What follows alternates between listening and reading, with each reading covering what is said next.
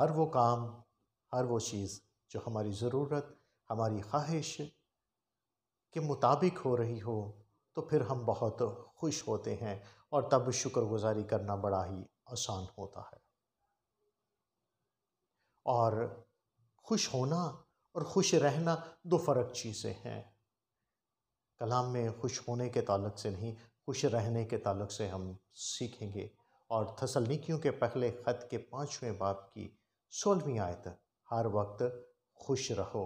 और पौलुस रसूल ने अपने ख़तूत में बारहा ये सिखाने की कोशिश की है कि हर वक्त खुश रहो। मैं तुमसे कहता हूँ फिर खुश रहो, तुम्हारी खुशी पूरी हो जाए। और खुश रहना और खुश होना फ़र्क चीज़ें हैं। हमें खुश होना नहीं बल्कि खुश रहना सीखना चाहिए। खुश होना जब हमारी ज़रूरत के मुताबिक तमाम काम हो रहे हों, हमारी ख्वाहिशात पूरी हो रही हों, वसाइल वाफ़र में हों, हम खुश होते हैं। लेकिन अय्यूब के अल्फाज, क्या हम खुदा के हाथ से सुख पाएँ और दुख ना पाएँ? हमें हर हाल में खुश रहना है। आज हम सीखेंगे कि हर वो शख्स जो कत्ल करता है वो कातिल कहलाता है। कहीं मैं तो कातिल नहीं, कहीं मुझसे तो कत्ल नहीं हो रहा, कहीं मैं तो अपनी खुशियों का गला नहीं घोंट रहा, कहीं मैं कातिलों की लिस्ट में तो नहीं आ गया। 3 ऐसी बड़ी चीज़ें जिन्हें करने से हम कातिल बन जाते हैं। नंबर 1, मुआज़ना करना। Don't compare yourself with others. जब हम अपना मुआज़ना दूसरों के साथ करते हैं तो फिर हम कातिल बन जाते हैं। इसलिए हमें मुआज़ना नहीं करना कि लोगों के पास बहुत सी आसाइशें हैं, लोगों के पास वसाइल हैं, लोगों के पास बिजनेस है, लोगों के पास अच्छी गाड़ियां हैं, बड़े घर हैं, बंगले हैं। लोग बाहर के मुल्कों के विजिट्स करते हैं, वीज़े हैं, उनके पास डॉलर्स में इनकम आती है। हमें जब ये मुआज़ने के ताल्लुक से हम आते हैं तो फिर यकीनन हम अपने आप को असासे कमतरी में मुब्तला कर लेते हैं और हम अपनी खुशियों का गला घोंट देते हैं। यकीनन हम दुनिया के लाखों करोड़ों लोगों से अमीर हैं, शायद जिनके पास रहने को घर नहीं है, सोने के लिए बिस्तर नहीं है, ठंडी हवा के लिए पंखे और एसी नहीं है, फ्रिज नहीं है, बैठने के लिए शायद कोई अच्छी सीट ना हो। हम उन लाखों करोड़ों लोगों से अमीर हैं। हमें इसलिए इस बात को सीखने की ज़रूरत है कि हमें अपना मुआज़ना नहीं करना, क्योंकि मुआज़ना ही हमारी खुशी को हमसे छीन लेता है। इसलिए हमें ये बात सीखनी चाहिए कि कहीं मैं अपनी ही खुशियों का कातिल तो नहीं, कहीं मेरी खुशी मेरे हाथों तो नहीं मर रही। हमें हर हाल में उसकी शुक्रगुजारी करनी है।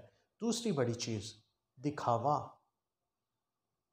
जब हम दिखावा करते हैं, शो ऑफ करते हैं, दूसरों के लिए चीज़ों को ले लेते हैं कि दूसरे देखें तो वो फ़ख्र करें कि जो हाँ जी उनके पास भी है, उनके पास भी। हम दूसरों को दिखाने के लिए चीज़ों को ना लें, बल्कि हर वो चीज़ जो हमारी ज़रूरत के मुताबिक नहीं है, हमारे वसाइल इजाज़त नहीं दे रहे, वो दिखावा कहलाती है।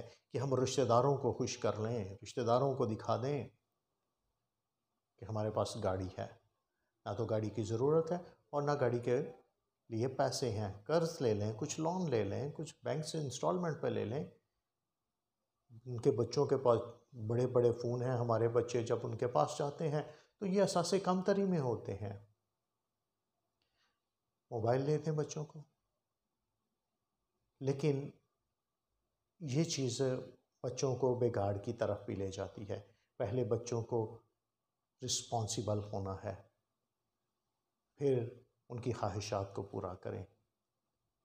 इसलिए मैं ये नहीं कह रहा कि हमने गाड़ी नहीं लेनी, हमने मोबाइल नहीं लेना, हमने एसी नहीं लेना, फ्रिज नहीं लेना। हर वो चीज़ लें जो हमारी ज़रूरत के मुताबिक है और हमारा वसाइल उनकी इजाज़त भी देता है। रिश्तेदारों को, दोस्तों को मुतासिर करने के लिए, दिखाने के लिए नहीं कि हम ये कर रहे हैं। इसलिए बात समझने की ज़रूरत ये है कि हम दिखावा ना करें। बहुत से लोग खैरात करते हैं और खैरात में भी दिखावा करते हैं। उसके लिए मैं उस अलग वीडियो है, उसका मैं लिंक डिस्क्रिप्शन में दूंगा कि दिखावा खैरात में कैसा होता है। और यहाँ पर अगर हम देखते हैं हननिया और सफ़ीरा की मिसाल बाइबल मुक़द्दस में अमाल की किताब 5वें बाब में मिलती है। उन्होंने सिर्फ दिखावा किया, लालच था ज़िंदगी में और जेलसपन था। चौथे बाब में अमाल में हम देखते हैं बरनबास एक शख्स था जिसका एक खेत था, उसने बेचकर रकम लाकर रसूलों को दे दी और कि ये खिदमत के कामों में रुपया पैसा इस्तेमाल किया जाए, और उसकी शोहरत कलीसिया में बहुत बढ़ गई और इनकी भी ये ख्वाहिश थी कि हमारी भी शोहरत बढ़े, और लालच में आकर इनकी जो जायदाद थी वो बेची और रसूलों को लाकर दे दी। और यहाँ पर जो बड़ी बात सीखने की है वो ये नहीं है कि उन्होंने रख क्यों लिया, यहाँ पर बात है झूठ की। खुदा ने उनको नहीं कहा कि तुम अपनी जायदाद बेचो और लाकर रसूलों को दो, क्योंकि कुरिन्थियों में हम पढ़ते हैं कि ना कोई दरेक करके ना लाचारी से, बल्कि जिसने जिस कदर अपने दिल में ठहराया वो उसी कदर दे, कि खुदा खुशी से देने वालों को अजीज रखता है। लेकिन उनमें लालच था कि हमारी शोहरत भी हो, पैसा भी हम बचा लें। तो फिर क्या हुआ? पतरस रसूल ने कहा कि तुमने मुझसे नहीं बल्कि खुदा के रूह से झूठ बोला है। ना जायदाद रही और ना जिंदगी रही।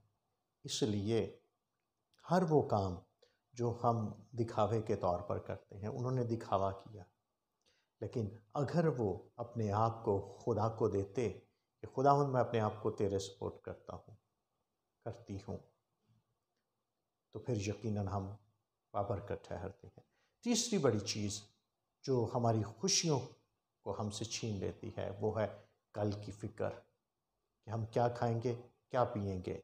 सुने कहा हवा के परिंदों को देखो, ना बोते हैं ना काटते हैं, फिर भी आसमानी बाप उनको मुहैया करता है।